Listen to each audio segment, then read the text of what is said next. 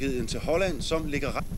Om en måneds tid kommer der en CD på gaden, der beskriver Danmark som et multietnisk samfund. Med i den musikalske front en rigtig gammel kending, der er helt ny i den sammenhæng.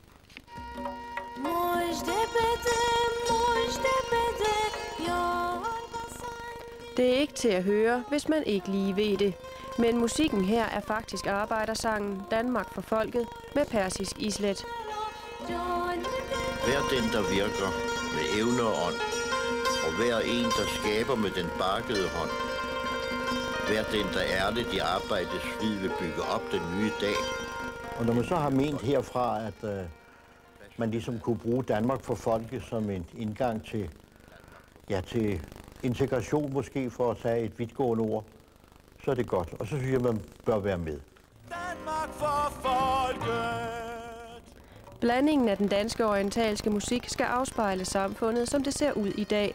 Alle nationaliteter skal leve side om side. En anden dansk sang, der siger, at i Danmark er jeg født. Og det lader man danskerne synge.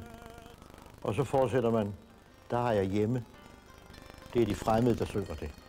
At det er udtryk for en smuk tankegang, som jeg billiger. Og sangen Danmark for folket bliver et af numrene på den nye CD, der hedder Dansk at være, plads for os alle. Forsonligt